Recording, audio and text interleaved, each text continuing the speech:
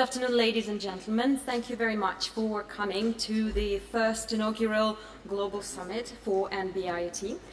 It is my pleasure to lead the next discussion of this afternoon. And the next session is going to bring together the mobile industry partners, the chipset, module manufacturers, and network equipment providers, without whom none of these technologies will frankly happen in the marketplace. So without further ado, I would like to invite to the stage Quan, Eric Parsons, Sabine Rossel, Ulrich Dropmann, Simon Glassman, and Durga Malladi. Please.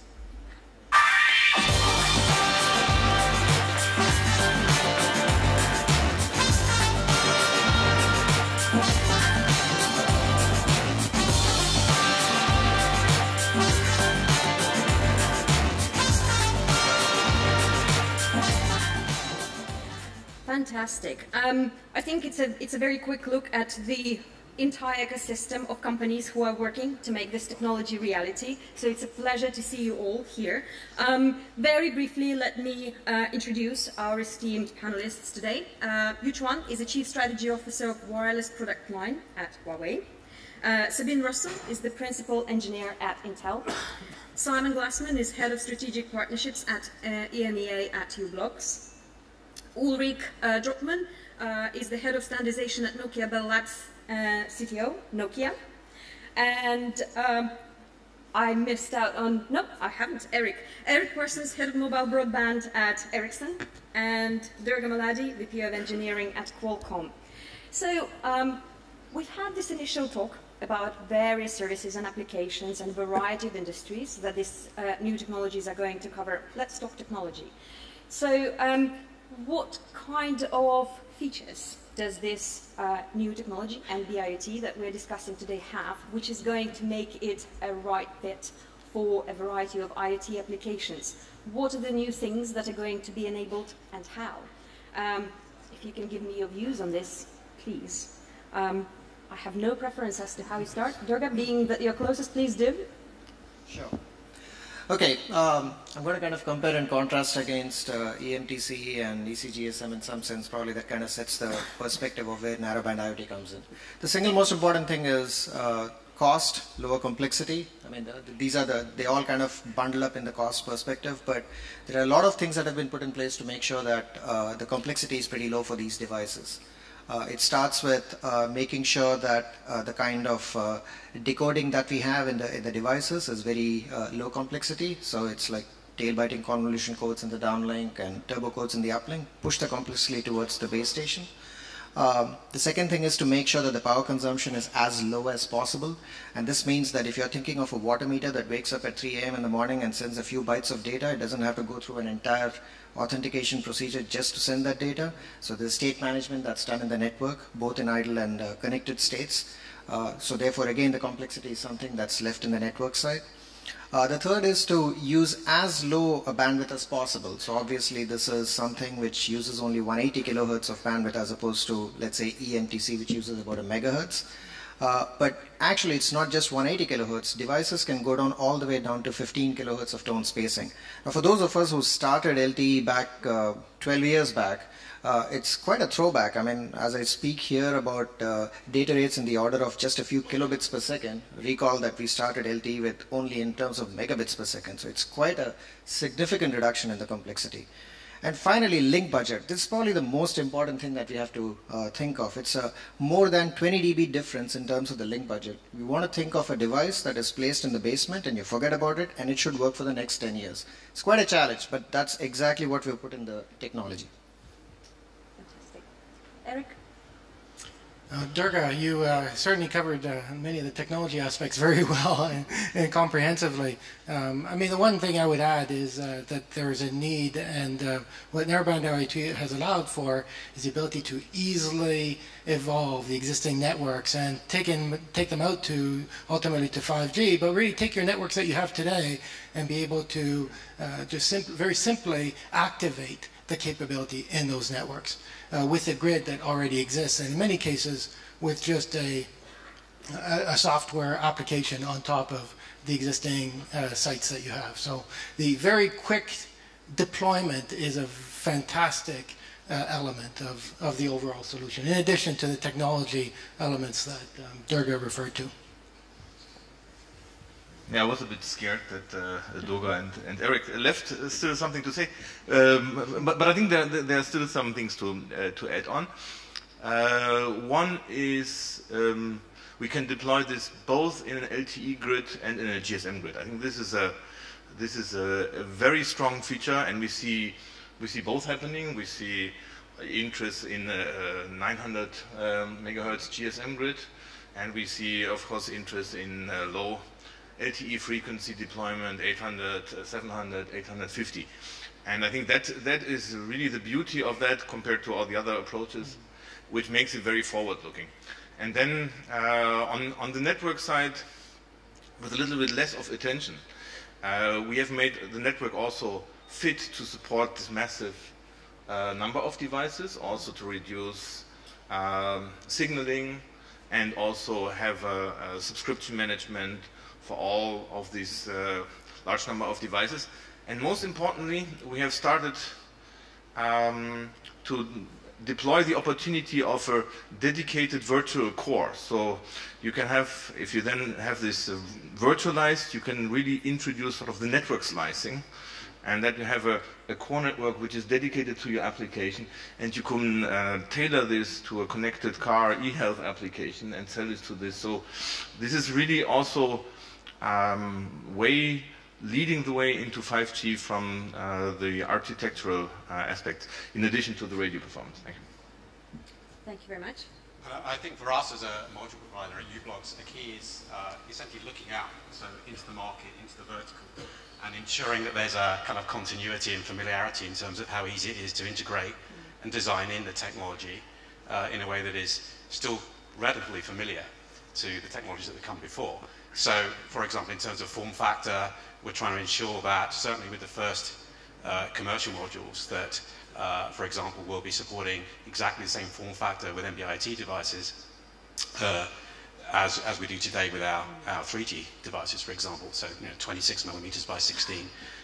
It makes it very easy for integrators to design in, even with pre-standard NB-IoT, into their products.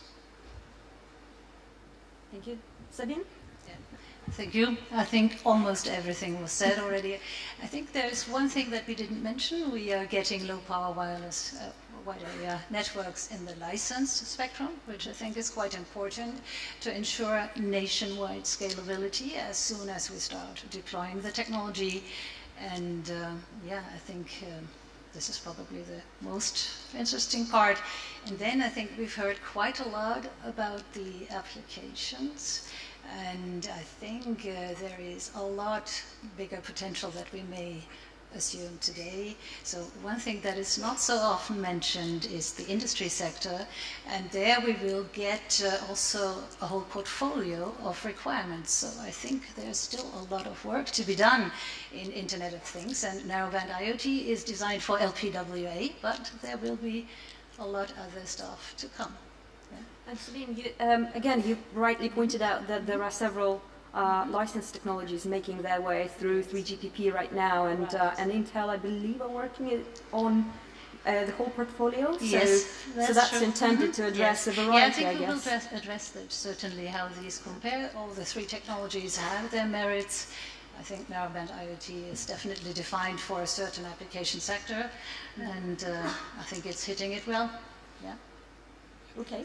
Which one? You've got a challenging last. Yeah, the last is always the most challenge. Yeah, IoT is a big market. We all know that. But in my personal opinion, that it can be divided into three segments according to the transmit speed requirements. Segment one is the high speed, like video surveillance. According to some third party, the collection scale could be, I'll say, hundreds of millions. Segment two is middle speed, such as the post machine, and the scale could be billions in coming 10 years. And the segment three is the low speed, and such as the smart metering, smart parking, smart city, and also most sensor-based applications. And this market, the collection scale, will be tens billions, according to the forecast. We all know that there are some technology, as for example, Eric mentioned that there are some technology already can meet the requirements of segment 1 and segment 2. NB-IoT focus on the segment 3 market. We also named the low power wide LPWA. Actually, that NB-IoT is dedicated. The first senior technology dedicated for the IoT market, especially for low power wide area. Why we need such a dedicated technology? Because of the collection. One collection of low power wide area can bring much less value than a smartphone. So the TCO of per collection one collection is very important. With NB-IoT, according to our simulation or evaluation, one collection with NB-IoT, one collection of low power wide area, the TCO, end-to-end TCO, could be decreased 10% maybe. And that will explode the low power wide area market, we believe. Yeah. Great, thank you very much. Well, let me then ask you the question which I'm sure is on the mind of every attendee here. What is happening with the deployment of these technologies to the market?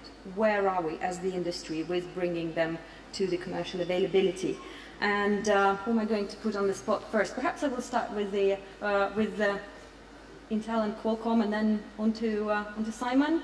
Can we talk a little bit about the devices side first? Sure, I'm happy to. Go for it, Simon, please. You didn't say my name first. I mean, we're quite fortunate because we've been involved pretty much from day one in the early pre-standard NB-IoT trials and proof of concepts. And you know, the key thing to note is the diversity of the applications and the use cases that are coming forward, both for our partners, the operators, and Huawei, but also direct from our sales teams who are addressing different verticals. So a lot of these have been touched on before, and many of the pictures on there reflect those use cases. But I think we're already finding, we're proving out some of the capabilities. So for example, in the trial in Spain with Vodafone and Huawei, the water metering trial, which was using our test mobile, which is basically our module embedded in a test device, if you like, not an actual water meter, but it's already demonstrated the 20 dB benefit over GSM. So that ability to penetrate hard to reach areas has been proven out. So that's like a tick in the box. For example, although perhaps relative to Cat-M, Cat-M1, Narrowband IoT isn't specifically designed for mobility. Again, we've seen examples whereby in the real world that some of the trials are actually achieving, more than 100 kilometers an hour, with reliability in terms of the application testing. So again, that opens up new opportunities for things like asset tracking and so on. So, the real world examples that we're seeing are actually proving out the capabilities of the technology, and I think there'll be a lot more of these trials to come throughout this year and early next as we move into the next phase. Is it active? Yeah. Yeah. Of course, we are very active in this technology. I think it's very visible in standardization, and we are aligning our roadmaps as well as our trial planning for 2016 with our customers and our industry partners. Please watch out for the announcements that are coming to understand what is ongoing and happening, and I would be happy to welcome you at the Intel booth for some demos. We have quite a set of demos with our partners at the GSMA Innovation City, all three technologies, and at our own booth, the Narrowband IoT. So. Thank you, Sabine. Durga? Yeah, so first things first, in terms of, I wanted to kind of probably give a little bit of a perspective of proving out the technology. I think from our perspective, the technology by itself is probably not as much of a challenge, as in we know the basics of the communication, how it's supposed to work. To be quite clear, the challenges are in the implementation of the technology, which go into the low-level details. For example, as I mentioned, this water meter that wakes up once every day, and then it's supposed to last for 5 years or even more than that, 10 years, let's say. We are talking about sleep current, which changes in the order of like a few microamps. I mean, it's quite a challenge, and that's the kind of a thing that we are actually really focusing on. So by the time the product actually comes out, it meets what we are talking of. The form factor of the device can be such that we make certain assumptions that it's a 5 watt-hour battery. We've been talking to different module makers, and it's kind of an interesting, there's a lot of battery technology that comes into play over here as well, especially when you get into the metering services. I mean, some of the other ones actually doesn't matter as much. So there's a lot of good, interesting challenges, of course solvable from our perspective, and that's exactly what we are working on. As far as the chipset roadmap is concerned, we've made some announcements on that, both for Narrowband IoT and for eMTC, CAT M1 and M2 as they are called. These are the kinds of challenges that probably will dictate eventually the success of the technology. We remain very positive about it, but from a trial standpoint, and where we see the trials starting off just proving out both from a network perspective and from a device perspective that yes, the technology works as such, and then when the hard commercialization hits, and then we are looking at exactly how this is supposed to work within the cost envelope and the power envelope that we actually decided for ourselves. So it's going to be quite an exciting few years ahead of us in terms of putting this out there. Eric, please, perhaps we can talk a little bit about the network readiness. That would be great. So first, I really want to acknowledge the very impressive efforts that have been done by 3GPP to bring this to the maturity level that it is so quickly. I mean, this was started with some early work in the study item in the GSM context, but very quickly the whole industry has come together, made some hard choices, came together, and now has a standard that is nearing completion in, I would say, almost record time. And so while we've been bringing this to standard in record time, we're now looking at perhaps also bringing this to field deployment in record time. We're talking about standards that will be completed. I mean, you saw some of the slides, either in March of this year or June of this year, and we're already talking about rollout at the beginning of next year. So those are huge challenges. Narrowband IoT is a bit unique in terms of some of the deployment aspects. As Ulrich mentioned, or you can operate in standalone mode in an existing GSM grid. You can operate in band or guard band, depending on where your frequency assets are. And those each involve slight variations about how you deploy it. So while we're bringing the technology from a network perspective to realization through the course of this year, we're also working with the operators to be able to activate in whatever manner they see appropriate for them into their networks to be ready for device launches through the first half of next year.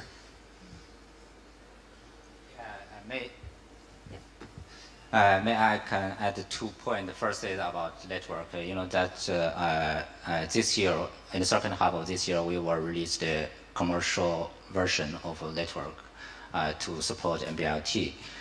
We want to accelerate the ecosystem.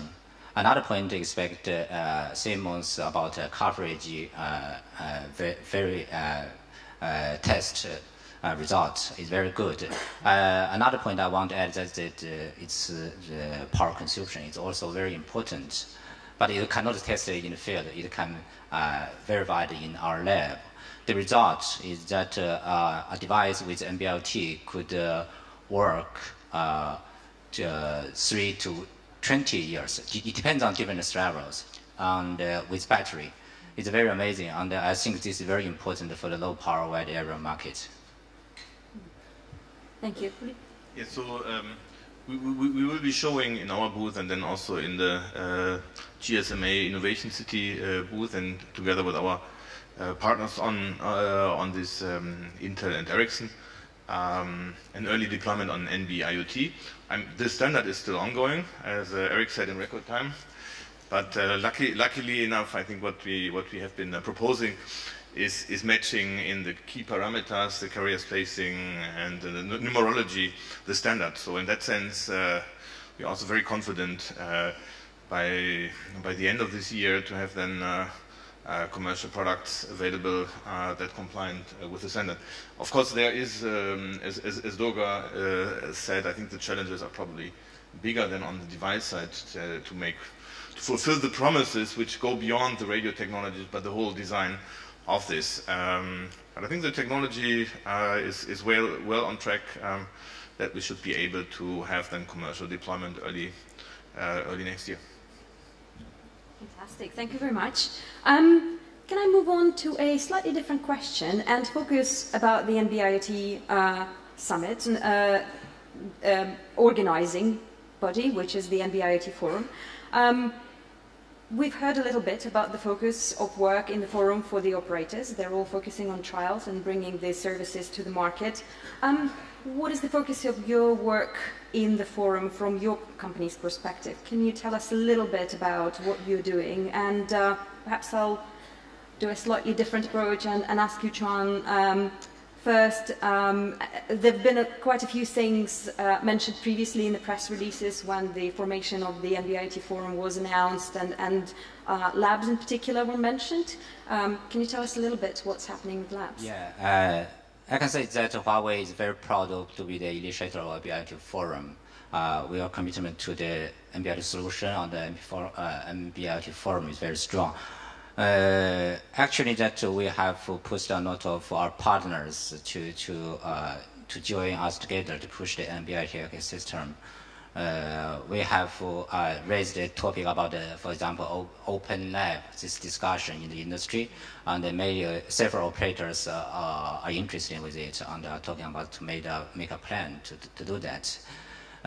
We think that the NB-IoT and Open Lab under NB-IoT Forum will be very important because that in partnership with the operators, vendors, and the Open Lab aims at to enable the vertical market players or startups can work in a live network. And thus will bring the market confidence to the industry and bring a lot of use cases. We know that use case is mostly important for NB-IoT success. And we have made good progress with our partners, including operators and vertical and the module vendors like u-blox, and also some vertical market like devices, the metering devices vendors. They were together. And you can see that most of them are listed on the GSMA website. They are the NB-IoT Forum initiator, in the list. Yeah. Thank you. Any other thoughts? Yes, Simon, please. Yeah, I think I'd just like to focus on 2 points, and we've been involved from the outset in the forum activities, and I think for us it's all about enablement. So point one, it's about ensuring that we can enable developers in the ecosystem to actually innovate and develop applications around the technology, because at the end of the day it's all about delivering return on investment from technology. And we'll do that through the provision of evaluation kits or EVKs and modules into the open labs. And we can do that today, both with pre-standard NB-IoT, and as the standard iterates towards standardization in March-June timeframe, we'll be able to do that very rapidly soon after as well, based on the first standardized versions. So that will give developers and the ecosystem, the broad ecosystem, access to the technology as it hits the street, so to speak. And the second thing really is about sort of moving up the stack, if you like, and into application development, where, for example, involving other companies potentially like ARM, so we can support, for example, ARM embed on our EVKs and with some of our modules today. So it's really giving a kind of path of least resistance, or creating a path of least resistance for developers so they can have access to the tools. And then even further up the stack into perhaps the players that are involved in monetizing IoT data on aggregate, so the companies that are doing big data analytics, for example, who really should be part of this activity at some point in the near future. So working to evangelize and to get them into the activities as well. Thank you, Simon. Anybody else, Durga? Would you like to add something?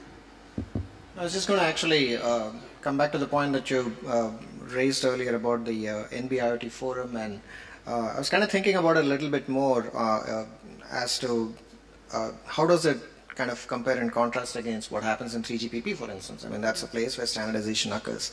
I would state that as we go into these verticals, it's kind of interesting because 3GPP is one of those forums where, sure, we have operators, we have chipset vendors, we have network vendors, and there's a certain process, it's kind of well known. But as you go into these verticals, it's important to have, there's a large number of players out there, the module makers, and there's so much out there that needs to also, they are the eventual recipients of this technology, and their input needs to be taken in the right way. So there's a special, there's a place for a forum like this wherein we can have those sorts of conversations in addition to just building the technology itself, and making sure that those requirements are met properly. It's not something that can be just done in a bilateral basis, but it's important to take requirements from there and build this up.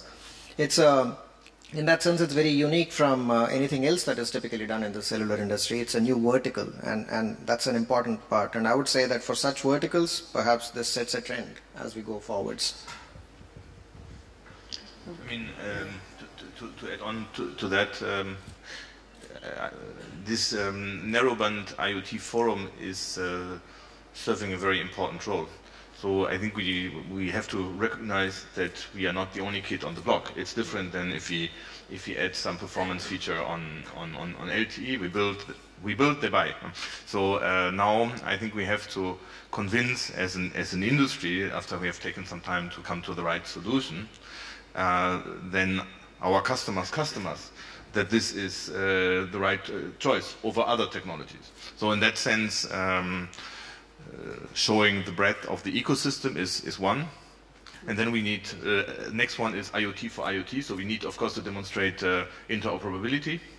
So right now we have like a bilateral, we have partnering, but then we have to have a broad ecosystem, all supporting the same standard base. That is then also really attractive. And then come the IoT, the labs, the open labs. Of course, they should first also demonstrate the interoperability, but then also be a platform to develop then or bring application developers in. So I think this for good reason. We do something here that we don't do for the next LTE release, and I think with all the power behind and all the commitment behind, I see a good chance that all the vertical sectors now say, okay, the mobile industry has taken a bit of time to come to the solution, but now it's a solution that is really leaping forward, has a broad support, and will attract them to use that solution, and that is where the NB-IoT Forum is extremely instrumental. Fantastic, thank you very much.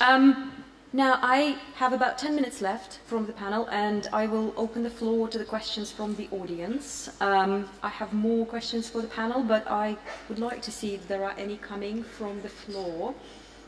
There is a question here. There are roaming mics. If you just give a second and introduce yourself, please.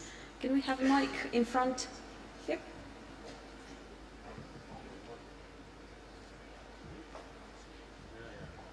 Hello, thank you. My name is Keith Dyer. I'm from a publication called The Mobile Network. Just wanted to ask you why you think we have seen operators invest in non-cellular, low-power wide area technologies to date. And do you think those investments continue? And if they continue, is it in parallel with NB-IoT, or do operators need to make a technology decision? Can anybody take it on behalf of the operators? So we missed out on a chance to ask the previous panel. I did, but it's why they think the investments can. Okay, anybody brave enough?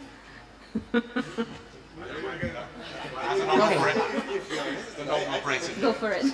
Okay, so I mean, first and foremost, the technology just wasn't there. So we had low power wireless access solutions that were in the market, ready to be used, with or without their limitations, they were there. And there were business cases that emerged that made it a positive business case. And so those were pursued. Now, to some extent, that is why I think the community, the 3GPP community, has come together, as I said before, in record time to come and deliver a solution that is here for the long term. And one that operates on licensed spectrum, some technology that has a go-forward path, can evolve with the radio access technologies that are being developed in 3GPP and can be very widely deployed globally. So it's really become, I believe, to a large extent, the technology wasn't quite there. It's now coming exceedingly rapidly, and it will pick up and become the mainstream as we go forward. Which one? Oh. I think this is a good question. You know that according to some third parties' forecasts, 10 years later, you know that only maybe 10% of the IoT collection will be carried by the cellular network. Yeah, this is the forecast last year. No, not last year, the year 2014. But you know that I think that my personal point is that the cellular network has some advantage. You know that now, today, the cellular network has already covered 90% population on the 50 geographies in the world. And if we can find a cost-effective enough solution based on the install bases in the cellular network to provide IoT collections, I believe that it will be very, very successful. Very, very successful. Maybe we can exceed 10% this number to 50% or 60% in the future. I don't believe that all the IoT collections will be carried by NB-IoT or cellular network. The other technologies have their markets. Yeah, this is my point. So there was one customer of ours who mentioned that they had been deploying then technology in unlicensed band, and all of a sudden their customer complained in one region. And it didn't work. It didn't work for a couple of days, and that's not really good for the types of services that operators are known for. I think the brand is about of the operators about reliability, security. So what they found out is that there was a big construction site at the in some area ongoing, very big, and all the cranes, they were having ISM band connectivity. So everything else, and also in that construction site, they wanted to use M2M IoT. So that didn't work, and so that is just to illustrate in a few words. So what unlicensed bands mean. So you use it in your licensed band, so you have an integration in the radio network, and also, as my colleagues both said, an equal integration in the network, as we have seen also in the deployment plans from China Mobile, leading then into 5G, where you will increasingly have that model of one network serving all sorts of different applications, and this is really opening that direction. So radio network integrated and core network integrated and licensed spectrum and guaranteed security.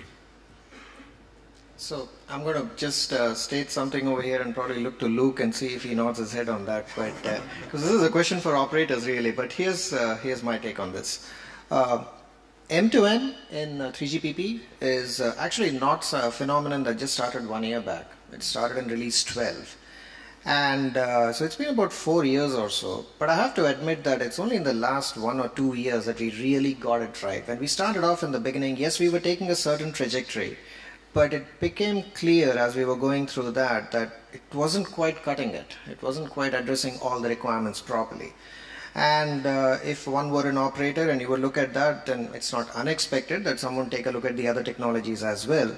But I hope, and this is where I'm going to look to you, Luke. I hope we got it right now with NB-IoT, and hopefully it now addresses all the requirements. This is the real deal as far as we are concerned, for wide area and for operator-centric use case. That's great. Luke is nodding. That's a good sign. We've got another question from the audience. Please, sir, can you introduce yourself? Hi, this is Mayank from Tieto. This is a question for Ericsson, Nokia, and Huawei from network infrastructure perspective. Would it be an evolution in macro base station as you look at it, or when the Narrowband IoT comes, or would it be more small cell deployments, or would it be more future-looking cloud RAN kind of infrastructure? I mean, do you see any difference in infrastructure as you develop the equipment? Yeah, so by the nature of things, to have like a ubiquitous coverage is key for that, and that's why we do all these tweaks to have additional big link budget. So what we expect is this will be rolled out mostly on low frequencies, so 900 GSM grid, 700, 800, 850 LTE grid. So this is typically a macrocellular deployment. Yeah, I mean, the key is really to activate your nation as quickly as possible. And you don't do that by having to start positioning small cells. And as Ulrich says, we didn't build 20 dB link budget benefit for a small cell application. It really is about activating this in the low band on a macro grid with the greatest possible ease, so that there's minimum time to market for the entire nation or the entire operating region for the operator to be activated and start having devices in as many parts of the world that operator is operating in. Yeah, one point I'd like to add is that because someone changed that the business model of NB-IoT, so the cost, I mean the TCO, total cost of ownership, end-to-end, is very important. So one important thing that to make sure that the NB-IoT can be upgraded from the installed base station. Yeah, this is very important. Mm-hmm. So Huawei will do, as a vendor, will do our best to make sure that we can maximally utilize the installed base. Yeah. Okay, fantastic. There probably are more questions from the floor. One brief question, very brief question. Yep, here please. I cannot see that side. Yep, please. I think I should move that side to be able to ask. Okay. My question, firstly, I'm Ashok Vasudevan from Sasken Communications, Germany. My question is to Sabine, Durga, and Simon. What is the stand of the test equipment manufacturers with respect to providing network simulator support? Because they have not been very vocal about it at the moment. So if they are not providing support, how are you validating your modems or the modules? Sure. No, actually, we've been working with essentially soft radio for some time, and obviously that's a very convenient way, if you like, to prove and test out the technology. And in fact, one of the discussions we were having last week, in fact, was about how perhaps to make that capability available to a much wider audience, and that's perhaps something that can be managed through the Open Labs with support of the GSMA. So, for example, you could have perhaps API access to a kind of virtual network with a sort of soft radio simulator sitting somewhere, which would allow developers to access that through an emulator on a PC, for example. Yeah, on our side we have started with the technology, of course, software defined as well, and with our industry partners Ericsson and Nokia, and that way we have been able to prove the concept up to a point that we can demonstrate it now at the Mobile World Congress. And you can be assured, of course, that our industry partners in the arena of test equipment are involved and will be involved. Yeah. Okay. I just wanted to add just one thing that keep in mind that the spec is still a work in progress. So just because there isn't any public announcement or anything of that sort from test equipment vendors doesn't mean that that's not something that's a work in progress.